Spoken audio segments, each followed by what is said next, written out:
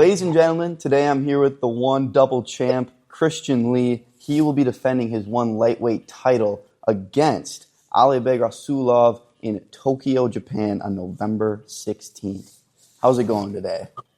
It's going good. Thanks for And having again, me. I just want to say this quick. This is our second time running through this intro. So how's it going today? Yeah, man, it's going good. Thanks. All right, sweet. So, before we get into your fight, how cool is it to be able to fight all around the world for one, given you fought in Tokyo, Singapore, the Philippines, and even Thailand? It's great. Being able to have traveled all over the world with one championship. I started off 17 years old and fighting mostly within the U.S. Growing up in Hawaii, but once I started fighting in one championship, just seeing all the different countries as I was fighting and gaining experience. So it was a really great journey so far with one. Awesome. So how has this past year been outside of fighting, given that your younger brother is becoming a more active pro fighter and with the kids? It's been great outside of fighting. I've been busy training up my brother. He's doing amazing in his martial arts journey, training really hard and busy. Got my 3 babies. My wife is pregnant with another baby too. Got one more on the Oh way. man, Gonna have 4 babies soon. And didn't hear that one the first time yep. around. So it's been great. Congrats. Thank you. That's awesome. So, talking about Adrian, I'm not going to talk about him too much, but what is it like for you, especially in fight camp, being an older brother, giving him that advice, especially since he just took his first loss back in September? Well, it's great because my brother and I, we've always been close, and with our 8-year difference in age, it was more so me. I started my martial arts journey earlier, and I was coaching him very early on, so I got to see him start from competing in his youth tournaments, to wrestling in high school, to now fighting professionally on the world stage. It's great to see his development as a fighter, and he's always had the talent, but now he really has the work ethic to back it, and I think the sky's the limit for him. So, how in these fight camps for you specifically, how has your family been an influence on you? You have a huge name in combat sports, and you have your 3 kids, 4th on the way, and especially your wife in these camps. For me, the family is it's the foundation for everything that I do. Um, my main priority is just focusing on my wife and my kids. But we all have a career path, to choose to provide for our families. And very early on, I started in martial arts. I loved it, and I enjoy competing and fighting. And so it's great that I get to do what I love. I also have the free time to spend with my family. And if they weren't here, I wouldn't be able to fight. It makes it harder. A lot of times people want to just fight, be on their own, only worry about yourself. But for me, I think the more is better, and I'm very happy that I have them supporting me every step of the way. Getting into your fight now, how has training camp been going this time around, given specifically that it's a rematch, comparing it to that last camp? I'm excited for this rematch because I feel like each time I have a chance to fight the same guy twice, I feel better the second time around. Just being in there, having to feel how they move, seeing their strong points, seeing their weaknesses, I feel like that will really be to my advantage going into this rematch. Yeah, and that actually is pretty much my next question too, but how is the mental approach to this going in, given it's a rematch, whereas in the rematches you've already felt each other, it's a lot different going in that first time, and do you think you have the mental edge given how the first fight went? For me, absolutely. I feel like I have the mental edge everywhere, and I truly feel that between the two of us in there, he knows and I know that the momentum shifted, and there was a point. The eye poke was unfortunate. I was hoping that didn't happen, but if the fight continued on, even without that, he was on his way to getting finished. And for me, going into this rematch, I plan on picking up where I left off and going in there to finish it. Yeah, and that's kind of going into my next question was how do you feel that fight was going like prior to eye poke? Obviously, I mean, from my perspective, I thought you were looking extremely good for coming off of a 2-year layoff. So how do you feel you were doing before the eye poke? Yeah, thank you. I feel like I was really starting to get into my rhythm, starting to feel the momentum shift my way. And, I feel like I started the fight off strong. I feel like there was moments where he was starting to come back and gain some momentum. But ultimately, I felt that shift. And from that shift, I felt him slowing down, slowly getting more tired, and the damage accumulating. And I feel like it was at the very end of the second round. If it went that to the bell, the third round, that would have been where I finished him. So what do you think is your biggest takeaway from that first fight, technically, from a technical standpoint, uh, going into this next one? Do you think that there's things that you can exploit? I think technically, I'm gonna have the advantage in not only in every range, but in the ability to mix each range up. So, without being overconfident, I do see myself as a better fighter everywhere. And I think that the only way that I lose this fight is if I make the mistake and I go in there over aggressive and I let him catch me with a good shot or I let him take me down. But it's my fight to win, it's my fight to lose. And now that I'm I coaching fighters, I also have the ability to step back. I coach myself and I tell myself, I can win this fight or I can lose this fight. And I feel like absolutely I'm better than this guy everywhere, and it's my job to go out there and just implement my game plan and my strategy and be disciplined about it. Just side note, how is it coaching? Because I just started coaching high school wrestling, and Nice. man, it feels weird to like step back as a competitor and coach, and you're still competing. So I just want to know how that feels for you. Well, for me, I will say it's slightly different now because growing up, I started coaching when I was like 13 years old, kids Oh, geez. classes. And so I started to teach like the adult classes when I was like 15 years old. Wow. But the difference is, now I'm not just teaching classes. I have my own gym, and I'm not only teaching people in classes, everyday people, but I'm also, coaching a fight team, amateur and professional fighters as well. So it's in that sense, it's different because I'm on these guys. I'm telling them to work harder. I'm telling them to, improve their form, and I got to take a step back. I got to say, am I doing that myself? And so I feel Yeah. like it really helps keep me in check because now when I'm coaching these guys, I just remind myself like I'm still a competitor too, and I need to make sure that if I'm hard on these guys, I'm twice as hard on myself. And I feel like it really helps me, um, helps to keep myself in check, to not slow down. Because when you're in there, you're training. It's easy to you have the choice to take a break. You're gonna go and take a break, but I try to take that mindset where I got that my own coach just on my shoulder, telling me one more round. How does it compare for you when you're actually like working with like? Do you spar with the guys that you're coaching for your Yeah. camp and for theirs? So how is it like? Do you feel like you're supposed to like let them So do things, but there's then like from your competitive standpoint, yeah. it might be hard to let them do that to you. You know what I'm saying? It's funny. It's so like I work it out in a way where, there'll be moments where we'll do light sparring. Um, I'll I'll give like, for example, I'll give a round where I'm giving them the look of their Mm-hmm. opponent. So I'm emulating their opponent. Every now and then I'll have them emulate my opponent.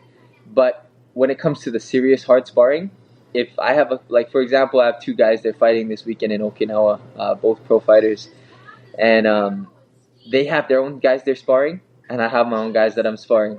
Because if Okay. we're both sparring, then it's hard for me to coach them and then to go and tell them to do these Yeah. things. I'm like countering it in the moment, So definitely there's that balance, but it helps that now I've been able to build up my team here at Prodigy Training Center to a point that now I have my rotation of guys and I can have like multiple rotation of guys sparring without it overlapping. Okay, that's actually pretty cool because I know that's got to feel so weird. Because even for me, just wrestling with like high schoolers, just turning, you got to turn off kind of that competitive switch. To like Yeah, you're yeah. there to help them. You know what I mean? Said, Uh-huh. yeah, that's cool. So back kind of to your fight. Will this fight be in a cage or a ring? This fight's gonna be in a cage. Okay. Yeah. What do you like better to fight in? For me, I like the cage better. I Okay. feel like, the ring is cool. It's nice. Reminds me of the Pride days. But ultimately, they made the cage for a reason. The fights, MMA fights, are meant to be in cages because you can't fall out of the cage. In the ropes, you can fall out. You can get your hand trapped in the ropes. In the cage, it's a solid wall, and that's what I like the best. And I think that's going to make a difference in this fight as well. Obviously, Dan. Yes, yeah. We had this conversation. I was saying that the cage is so much better, and he's Uh, saying that the ring is better because you can use gamesmanship to like, oh, my hand slipped out of the cage when you're about to get like submitted or something. They move you to the middle, and yeah, you yeah, get like, yeah. But I'm like, dude, I don't like it, but yeah. yeah, yeah, So I'm glad you like the cage better. yeah. So how do you view your evolution as a fighter? Given I mean, you're 27, but you've accomplished so much. So what do you think is the biggest lesson that you've learned up until now? And that might be a hard question to answer, but Yeah, yeah. Yeah, I guess it is hard to pinpoint exactly, but I've been in the fight game now 10 years, fighting professionally, and I think what really sticks the most for me is patience. You know, I started off 17 years old. I was fighting 5 times a year. I was wanting to just, get as many fights as I could, and I took the same approach to my fights. I wanted to get in there. I wanted to finish in a minute. I wanted to finish faster and faster. And, ultimately now I step back and you're in there to fight, and it's not about who gets the job done the fastest. It's not about who gets to the belt the fastest. It's about ultimately who gets the job done.